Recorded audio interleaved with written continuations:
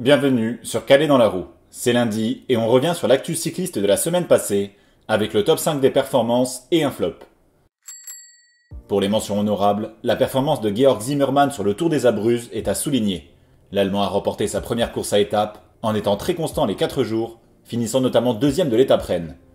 Milan Freitin s'est lui imposé sur le Tour du Limbourg, c'est déjà son troisième succès cette saison. Malgré une crevaison et un changement de vélo dans les 10 derniers kilomètres, le Belge est remonté et a dominé au sprint un groupe de 30 coureurs. Et enfin, Matteo Verchi a remporté sa première victoire pro à l'occasion du Tour du Doubs. Le coureur de Total Energy, révélé au grand public par sa deuxième place à Barcelonnette sur le Tour 2024, a réglé au sprint les autres costauds qui s'étaient isolés dans les dernières difficultés du jour. Pour entamer le top 5, parlons d'Edison Callejas. Le Colombien était un parfait inconnu en Europe avant son succès sur l'étape Rennes du Tour des Abruzzes. Le coureur de l'équipe mexicaine Petrolac a attaqué à 8 km du sommet et a créé un écart décisif pour remporter sa première victoire chez les pros. Une énorme surprise puisque Callejas n'avait jamais fait de top 10 à ce niveau. En quatrième position, j'ai placé Ivo Oliveira. Plus connu pour ses qualités de rouleur hérité de la piste, le Portugais a montré des capacités insoupçonnées sur les parcours vallonnés du Tour des Abruzzes.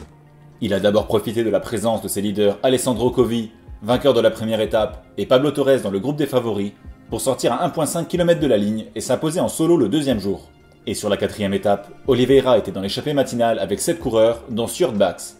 Il a résisté au retour du peloton avec le néerlandais, dont il a facilement disposé au sprint. Sur la troisième marche du podium cette semaine, Guillaume Martin. Alors qu'il n'avait pas gagné depuis 2022, il s'est imposé coup sur coup sur la classique Grand Besançon-Doubs et le Tour du Jura. Vendredi, il est sorti du groupe des favoris, à un peu plus de 2 km de l'arrivée à Montfaucon, et il n'a pas été revu. Et samedi, il a dominé Clément Berthet, troisième la veille, dans un sprint à 2, au sommet du Mont Poupée. Le grimpeur français, transfuge de la Cofidis cet hiver, commence parfaitement sa nouvelle aventure à la Groupama FDJ. Ensuite vient la deuxième place, où j'ai mis Remco Evenepoel, que j'ai même hésité à mettre premier pour son retour tonitruant. Le double champion olympique a connu une terrible chute pendant l'intersaison, se fracturant la main, l'omoplate et une côte, en percutant de plein fouet une portière de voiture. Cette chute l'a beaucoup affecté mentalement, selon ses dires et ceux de son père, mais il a balayé les doutes dès son retour à la compétition mercredi sur la Flèche Brabançonne. Non seulement il a levé les bras, mais il s'est même payé le luxe de battre Wout van Aert dans un sprint à 2, après 50 km passés à l'avant ensemble. Et dimanche sur l'Amstel Gold Race, il a réalisé une très belle course malgré une chute, franchissant la ligne en 3ème position. Il a été impressionnant dans les 30 derniers kilomètres, et c'est clairement lui qui a repris Pogačar et permis la victoire du coureur de la semaine.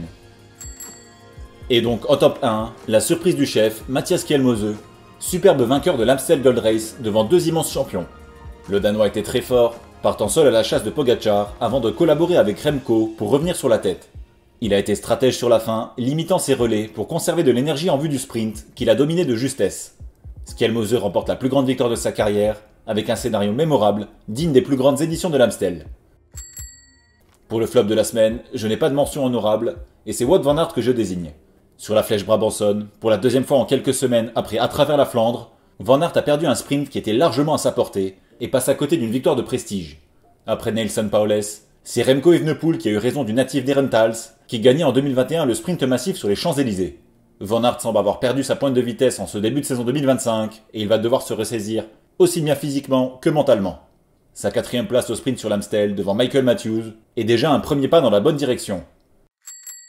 Pour les infos en vrac, peu de matière cette semaine. Ewen Cosciu s'est fracturé le poignet sur la classique Grand Besançon-Doubs, et il va lui falloir plusieurs mois pour revenir à la compétition, donc bon rétablissement au prometteur breton qui réalisait un très bon début de saison. Alessandro De Marchi a annoncé prendre sa retraite fin 2025. L'Italien était un des plus grands baroudeurs des 10 dernières années, ce qui lui a notamment permis de remporter 3 étapes de la Vuelta, ou de porter le maillot rose 2 jours sur le Giro 2021. La prochaine vidéo sera la preview de Liège-Bastogne-Liège, certainement mercredi. Bon début de semaine à tous.